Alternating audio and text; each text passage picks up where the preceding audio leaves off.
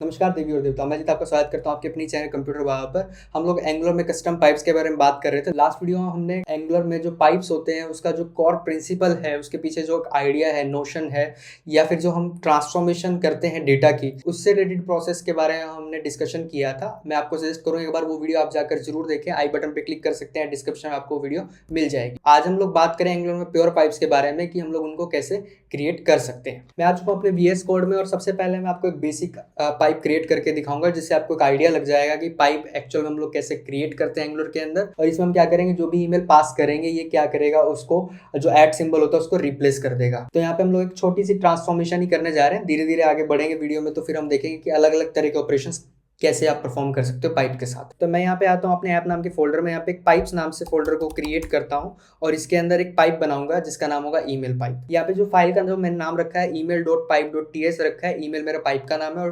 pipe.ts इससे बता रहा हूँ कि ये पाइप वाली फाइल है। ये एक कोड स्टैंडर्ड है जो हम लोग फॉलो करते ही हैं। कॉम्पोनेंट के केस में कॉम्पोनेंट हमारे पास एक्सटेंशन के तौर पे होता है। सबसे पहले तो हमें क्लास बनानी होगी जिसका नाम मैं रखूंगा ईमेल पाइप। जैसे हम लोग कंपोनेंट बनाते हैं, जो भी कंपोनेंट का नाम होता है और उसे लिखते हैं। इसके बाद मैं क्या करने वाला हूँ, पाइप नाम से हमारे पास एक डेकोरेटर होता है, उसे एंगुलर कोर में से बुला लूंगा ताकि एंगुलर इसे पहचान सके कि ये क्या है। क्लास तो है लेकिन ये पाइप के लिए यूज होने वाली है, जैसे कंपोनेंट के लिए ऐड कंपोनेंट डेकोरेटर होता है।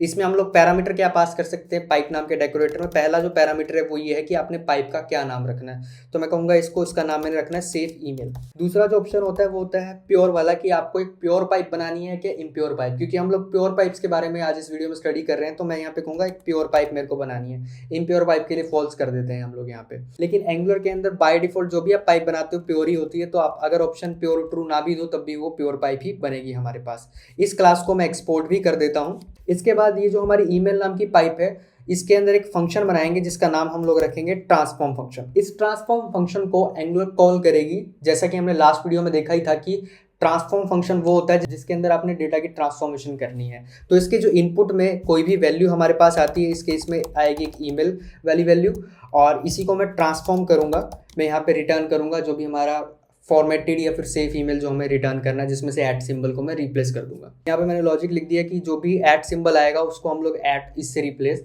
कर देंगे। तो एंगुलर इस ट्रांसफॉर्म फंक्शन को कॉल करेगी, ईमेल वाली वैल्यू इसको एज इनपुट के तौर पे देगी। तो यहाँ पे आउटपुट के तौर पे हम लोग ईमेल को रिटर्न करेंगे जिसमें ऐट सिंबल को रिप्लेस कर दिया हो गया। लास्ट वीडियो में हम लोगों ने इनपुट स्टेट को समझा था, तो हम लोग कह सकते हैं कि जो वैल्यू है ये इनपुट स्टेट है और जो रिटर्न कर रहे हैं हम लोग रिजल्ट, ये आउटपुट स्टेट है। मैं आपको सजेस्ट करूंगा अगर आपने अभी तक वो वीडियो नहीं देखी तो उसमें जाके चेक करें। क्योंकि हम लोग टाइपस्क्रिप्ट का इस्तेमाल कर रहे हैं तो हम लोग यहाँ पे एक इंटरफेस को भी इंप्लीमेंट कर सकते हैं जिसका नाम होता है पाइप ट्रांसफॉर्म, और ये भी एंगुलर कोर में से आता है ताकि ये ट्रांसफॉर्म फंक्शन जो है प्रॉपरली हम लोग इसको टाइपस्क्रिप्ट के अकॉर्डिंग इंप्लीमेंटेशन कर सके। अगर आप लोग ये इंटरफेस इंप्लीमेंट नहीं भी करते तब भी इसको एंगुलर ने कॉल करना ही था। अब हम लोग क्या करेंगे, इस पाइप को डिक्लेयर करेंगे कहाँ पे, ऐप मॉड्यूल के अंदर। मैंने ईमेल पाइप को बुला लिया पाइप्स फोल्डर में से, और डिक्लेरेशन में जैसे हम लोग कंपोनेंट देते हैं ऐसे ही मैं बताऊंगा कि ये जो मॉड्यूल है, इस मॉड्यूल ने कंपोनेंट तो दिया ही हुआ है, इसके पास अपना है और एक इसके पास अपनी पाइप भी है। तो हम यहाँ पे डिक्लेयर भी करते हैं, डिक्लेरेशन में इसको डालते हैं। मैं एक काम करता हूँ, इसको ऐसे कर देता हूँ कि index.ts, और यहाँ से इसको एक्सपोर्ट कर देता हूँ ताकि जब अगली पाइप्स हम लोग बनाएं तो एक प्रॉपर पाइप्स फोल्डर में हमारे पास आता रहे। और इसके बाद मैं ऐप मॉड्यूल के अंदर क्या कर सकता हूँ कि पाइप्स ऐप कंपोनेंट HTML में आता हूँ और इस पाइप का इस्तेमाल हम लोग देखते हैं। मैं यहाँ पे क्या करने वाला हूँ, ईमेल, और इसको पाइप करने वाला हूँ जो हमने सेफ ईमेल नाम की जो पाइप बनाई है इसके थ्रू। तो यहाँ पे इस ईमेल को बना लेता हूँ मैं ऐप component.ts के अंदर। यहाँ पर मैंने ये ईमेल डिफाइन कर दिया है, इसको सेव किया। अब होगा क्या, एंगुलर कॉल करेगी हमारे वाली पाइप को, और इसमें जो ये वैल्यू है, ये वैल्यू क्या है, इनपुट है। तो ट्रांसफॉर्म फंक्शन में ये वाली चीज़ जो है एज ए इनपुट के तौर पे चली जाएगी। मतलब ये क्या है, हमारी इनपुट स्टेट है, और जब ये अप्लाई हो जाएगा, मतलब इस फंक्शन को कॉल कर देंगे हम सेफ ईमेल के अंदर, वो ट्रांसफॉर्म वाला है, तो उससे एक आउटपुट स्टेट मिलेगी जो कि एंगुलर दिखाएगी हमारी टेम्पलेट में। तो आप ब्राउजर में देख पा रहे हो यहाँ पे sum@email.com लिखा आ रहा है। तो ये बेसिक था कि आप पाइप कैसे क्रिएट कर सकते हैं। एक चीज इंपॉर्टेंट यहाँ पे ये भी है कि जब हम लोग पाइप यहाँ पे डिफाइन करते हैं तो एंगुलर ने क्या किया है, इस क्लास का एक इंस्टेंस बनाया है स्पेशली जो इस वाले ईमेल के लिए। मतलब उस क्लास का एक इंस्टेंस बना और ट्रांसफॉर्म फंक्शन इस ईमेल के लिए यूज हुआ।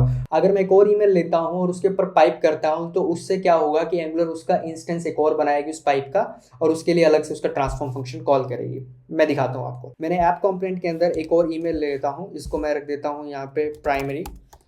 अब एक और मैं यहाँ पे इंटरपोलेशन लेने वाला हूँ और लिखूंगा प्राइमरी और सेफ ईमेल। इससे पहले मैं यहाँ पे कंस्ट्रक्टर बनाता हूँ इसका। तो यहाँ पे हम लोग देखेंगे कि जो ये पहले वाला ईमेल है उसके लिए ये इंस्टेंस बना होगा, फिर उसके बाद अगला जो हमारे पास प्राइमरी ईमेल है इसके लिए इंस्टेंस बन के कॉल हुआ होगा ट्रांसफॉर्म। तो आप ब्राउजर में देख पा रहे हैं आउटपुट हमें मिल रहा है दोनों का, और यहाँ पे 2 कंस्ट्रक्टर कॉल हुए हैं, मतलब 2 इंस्टेंसेस पाइप के बने हैं। तो जब जब भी हम लोग पाइप का इस्तेमाल करते हैं तो क्या होता है, एंगुलर उसके इंस्टेंस बना के उसका इस्तेमाल करती है। अब आगे की तरफ बढ़ते हैं। अगले वाले केस में मैं एक एज नाम की पाइप बनाऊंगा जिसमें डेट ऑफ बर्थ हम लोग यूजर से इनपुट लेंगे, ट्रांसफॉर्म फंक्शन में हम लोग एज कैलकुलेट करेंगे, तो यानी कि मैपिंग करेंगे एक स्टेट से दूसरी स्टेट के अंदर। एंगुलर के अंदर हम लोग चाहे तो एंगुलर CLI की मदद से भी पाइप्स को क्रिएट कर सकते हैं, जैसे कंपोनेंट को जनरेट करते हैं। हम लोग टर्मिनल में जाके कमांड चला सकते हैं ng, फिर उसके बाद जनरेट या फिर g आप लिखना चाहो तो, फिर उसके बाद पाइप या फिर p फॉर पाइप। मुझे जनरेट करनी है एक पाइप, ठीक है जी। कौन सी पाइप जनरेट करनी है, मैंने कहा एज नाम की पाइप जनरेट करनी है। और आप ये चाहो तो ये भी दे सकते हो कि कहाँ पे करनी है, मैंने कहा कि पाइप्स नाम के फोल्डर के अंदर मुझे जनरेट करनी है। तो यहाँ पे आप देख पा रहे हैं एज नाम की पाइप जनरेट होगी और उसकी स्पेक फाइल भी जनरेट हमारे पास होगी। अभी हम लोग टेस्टिंग के बारे में स्टडी नहीं कर रहे हैं तो मैं इसको हटा देता हूँ। और यहाँ पे हम देख पा रहे हैं कोड जो जनरेट हुआ है वो सेम वैसा ही जैसा अभी हमने लिखा था, बस यहाँ पे कुछ एक अलग चीज़ है जिसको बाद में हम लोग स्टडी करेंगे। साथ ही साथ ऐप मॉड्यूल के अंदर अगर हम लोग आए तो यहाँ पे इसने एज पाइप को डिक्लेरेशन में इम्पोर्ट भी कर दिया है हमारे लिए। मैं इस एज पाइप को भी index.ts फाइल से एक्सपोर्ट कर देता हूँ ताकि हमारे जो पाइप्स के एक्सपोर्ट हैं वो एक ही जगह से हो सके। और फिर इसके बाद मैं यहीं से इसको एज पाइप को बुला लूँगा। एज पाइप के अंदर मैं आता हूँ और यहाँ पर मैं ट्रांसफॉर्मेशन का जो लॉजिक है कि जो भी हम इसको डेट पास करेंगे उससे एज बताए वो वाला लॉजिक लिख लेता हूँ। ट्रांसफॉर्म फंक्शन के अंदर मैंने बर्थ डेट को पास किया, ये स्ट्रिंग या डेट टाइप की हो सकती है, मतलब ये हमारी इनपुट स्टेट है।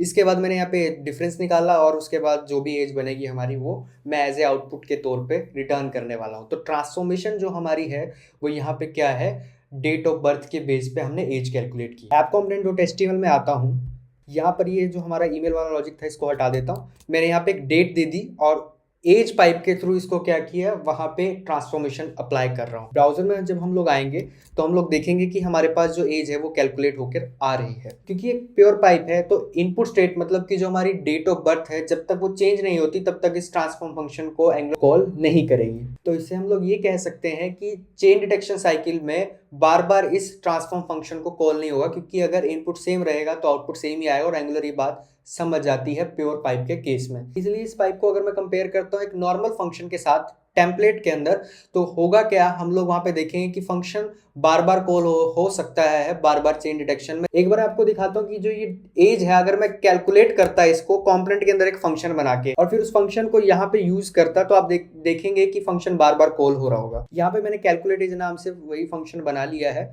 अब मैं यहाँ पर पाइप की बजाय अगर यूज करता हूँ कैलकुलेट एज को, और मैं यहाँ पे कॉन्सोल लॉग भी दे देता हूँ ताकि आपको दिखाई दे कि कितनी बार ये कॉल हुआ है हमारे पास। ब्राउजर में अगर हम लोग आते हैं तो आप देख पा रहे हैं कॉन्सोल पे कि कितनी बार ये कोल्ड हो चुका है हमारे पास, जब जब भी चेंज आया होगा या कुछ भी किसी भी तरह का, तो यहाँ पे बहुत बार कॉल हो रहा है ये अगर हम लोग टेम्पलेट में फंक्शन का इस्तेमाल करते हैं एज अपोज टू एक पाइप। और वहीं अगर हम लोग पाइप को अगर देखें, यहाँ पे मैंने वापस से पाइप का इस्तेमाल कर लिया और अगर मैं यहाँ पर कॉन्सोल लॉग करता हूँ तो आप देखेंगे कि सिर्फ एक ही बार कोल्ड हुआ।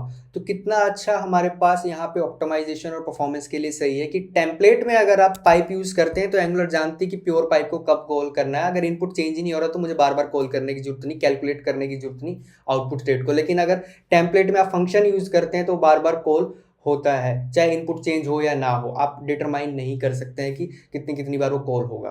तो इसलिए अच्छा रहता है कि आप पाइप का इस्तेमाल करें यहाँ पे। और क्योंकि ये प्योर पाइप है, हमें पता है जब तक इनपुट स्टेट चेंज नहीं होगी तब तक ये कॉल नहीं होगा। अब हम लोग क्या करेंगे, इस इनपुट स्टेट वाली थ्योरी को प्रूव करने के लिए मैं इस डेट ऑफ बर्थ को डायनेमिक कर देता हूँ कि यूजर एंटर करेगा तो ये तब तक हमारे पास जो एज है वो कैलकुलेट होगी। अगर सेम ही डेट रही तब ये एज वाली चीज कॉल नहीं होगी हमारे पास पाइप। यहाँ पे मैंने एक इनपुट लिया, उसके अंदर मैं डेट डालने वाला हूँ जो मेरी बर्थ डेट होगी, और एक मैंने यहाँ पे ऐप कंपोनेंट TS के अंदर बर्थ डेट नाम से एक वेरिएबल भी ले लिया जो स्ट्रिंग या डेट टाइप का होगा, उसके अंदर मैं उसकी वैल्यू डाल दूंगा डेट की। यहाँ पर हम लोग चीज देखेंगे कि बर्थ डेट जब तक चेंज नहीं होगी तब तक ये पाइप को कॉल नहीं करेगा। जब जब भी बर्थ डेट चेंज होगी सिर्फ तभी पाइप को कॉल होगा, क्योंकि प्योर पाइप के केस में यही होता है कि जब तक इनपुट प्रॉपर्टीज सेम है तो आउटपुट जो है हमारा सेम ही आएगा, तो उस केस में एंगुलर इस रिडंडेंट कॉल को बचा सकती है।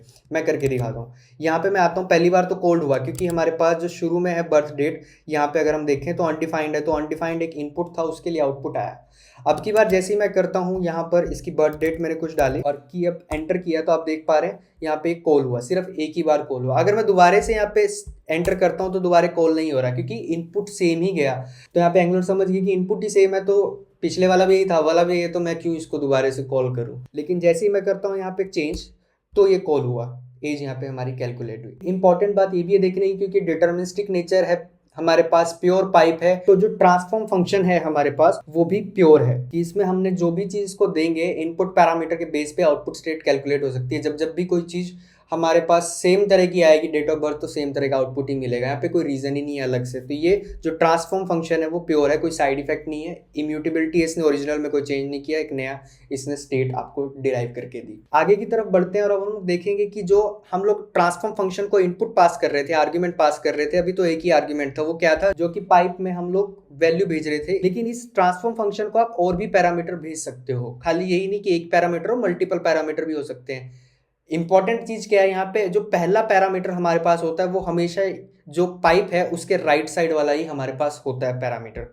बाकी उसमें जो दूसरे आप आर्ग्यूमेंट भेजते हो वो चीज अलग पैरामीटर्स होते हैं जो आप यूज कर सकते हो। वो कैसे करते हैं, एग्जांपल देता हूं मैं आपको। एक हम लोग करने के वाले, हमारे पास एक ट्विटर का लिंक होगा, यूआरएल होगा, उसके अंदर से हम लोग यूजर नेम को निकालेंगे और दिखाएंगे यूजर को। मतलब हम ट्रांसफॉर्मेशन क्या करने वाले हैं, उसमें से लिंक में से एक्सट्रैक्ट करने वाले हैं यूजर नेम को। लेकिन इस पाइप को मैं ऐसा भी बनाना चाहता हूँ कि अगर मेरे पास यूजर नेम है तो उससे एक लिंक भी जनरेट कर सके, तो वाइस वर्सा ये वाली चीज करने वाले हैं। कैसे करेंगे, मैंने एक पाइप बनाई जिसका नाम मैंने रखा ट्विटर पाइप, और इसमें ट्रांसफर फंक्शन को मैंने एक वैल्यू पास करी, जो भी वैल्यू हमारे पास होगी, चाहे वो लिंक हो चाहे वो हमारे पास यूजर नेम हो।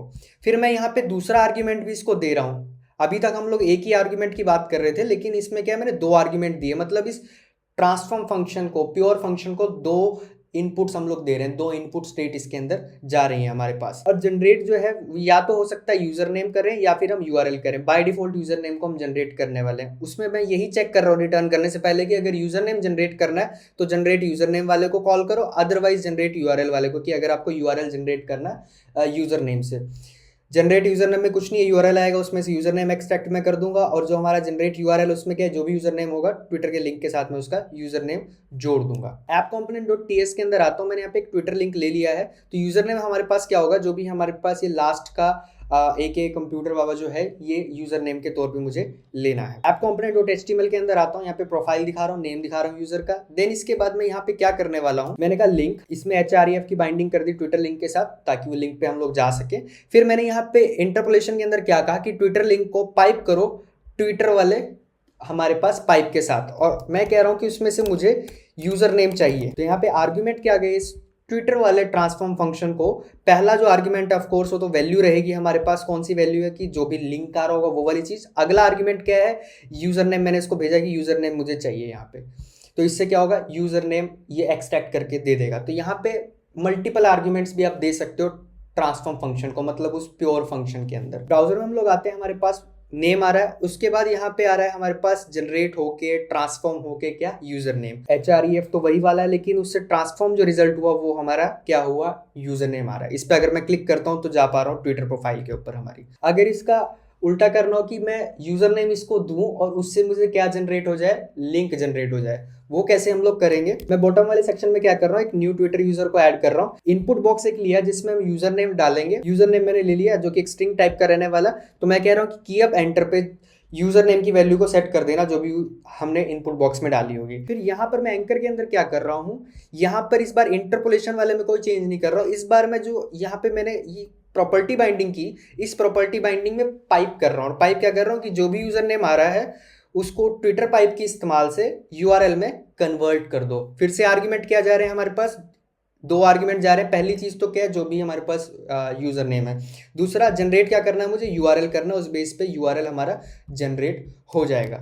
एक बार चला कर दिखाता हूँ। ब्राउजर में आता हूँ, जैसे मैं करता हूँ यहाँ पे यूजर नेम मैंने कहा गूगल इंडिया, एंटर किया तो यहाँ पे हमारे पास एक लिंक जनरेट हो गया। आपको एलिमेंट्स में इंस्पेक्ट करके दिखाता हूँ, तो एक लिंक जनरेट हो गया हमारे पास गूगल इंडिया वाला जो भी था, और उसका यूजर नेम तो वही आ ही रहा जो यूजर नेम दिखा रहे थे। कुछ भी करता हूँ, होप करता हूँ, तो आप देख पा रहे हो यहाँ पे होप से हमारे पास जनरेट हो गया। अब आगे की तरफ हम लोग बढ़ते हैं, और क्योंकि मैंने आपको बताया था कि जो भी हमारे पास इनपुट स्टेट होती है, इस केस में इनपुट स्टेट अगर हम लोग देखें, इनपुट स्टेट दो है, वैल्यू है और जनरेट है, तो ये कंबाइन इनपुट स्टेट है। तो इन दोनों में से अगर किसी में भी चेंज आता है तो एंगुलर क्या करेगी, ट्रांसफॉर्म फंक्शन को कॉल करेगी, क्योंकि इनपुट स्टेट अगर चेंज हो रही है, पिछले वाले जैसी नहीं है, तो इसका मतलब है कि आउटपुट दूसरा हो सकता है। और इसी चीज को समझाने के लिए एक एग्जांपल आपको मैं देता हूँ। इस वाले एग्जांपल में हम लोग क्या करने वाले हैं, जो भी हमारे पास मोबाइल नंबर गिवन होगा उसके लास्ट 4 डिजिट को हम लोग किसी पैटर्न के साथ रिप्लेस कर देंगे।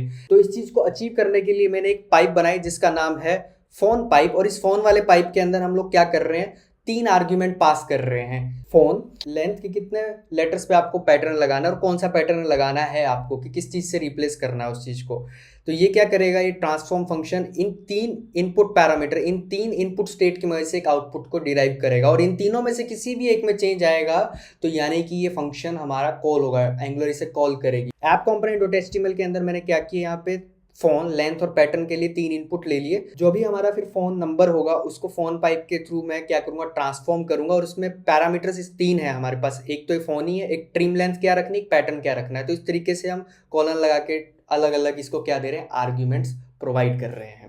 इनमें से किसी में भी चेंज आएगा तो ये दोबारा से रीवैल्यूएट होगी, हमारी पाइप कॉल होगी। अगर इनपुट तीनों के तीनों सेम ही रहेंगे तब यहाँ पे बार बार कॉल नहीं होगी इस वाले, क्योंकि प्योर पाइप में यही होता है, एंगुलर यही करती है कि बार बार से चेंज डायरेक्शन में नहीं चलाती। ऐप कंपोनेंट टीएस के अंदर ये मैंने एक फोन ले लिया है, ट्रिम लेंथ बाय डिफॉल्ट मैंने 3 रख दी है, पैटर्न मैंने डैश वाला इसको पैटर्न रख दिया है। तो ब्राउजर में हम देख पा रहे हैं कि एक डिफॉल्ट जो नंबर हमने दिया था उसी को इसने क्या किया, 3 डिजिट से रिप्लेस कर दिया जो भी पैटर्न था। मान लीजिए कि मैं पैटर्न चेंज करता हूँ, यहाँ पर प्लस वाला पैटर्न रखना, जैसे ही एंटर करता हूँ तो ये 3 ये रिप्लेस हो गए हमारे पास, क्योंकि एक भी चेंज आया तो कॉल होगा ही होगा। लेंथ मैंने कहा कि 4 डिजिट तक का रखो, तो 4 डिजिट तक का। फोन नंबर में अगर चेंज करता हूँ, जैसे ही एंटर करता हूँ तो ये जो हमारे थे फोन नंबर, क्योंकि चेंज हुआ, इनपुट एक भी चेंज होगा ट्रांसफॉर्म के अंदर, उसको कॉल होगा ही। तो यहाँ पे हुआ तो देख पा रहे हैं हम, यहाँ आ रहा है। 3 करता हूँ या फिर कोई और पैटर्न भी अगर मैं इसको रखता हूँ तो ये चीज़ें इस तरीके से काम कर रही है हमारे पास। वीडियो पसंद आई तो वीडियो को लाइक करें, शेयर करें, चैनल को सब्सक्राइब करें। आप कमेंट में अपने विचार लिखते हुए जाएं। ट्विटर पे आप मुझे फॉलो कर सकते हैं, डिस्कॉर्ड पे आप ज्वाइन कर सकते हैं हमारी कम्युनिटी को। इस वीडियो का सोर्स कोड आपको डिस्क्रिप्शन में मिल जाएगा। मैं मिलता हूँ जल्दी आपसे नेक्स्ट वीडियो में। वीडियो देखने के लिए आपका बहुत बहुत धन्यवाद।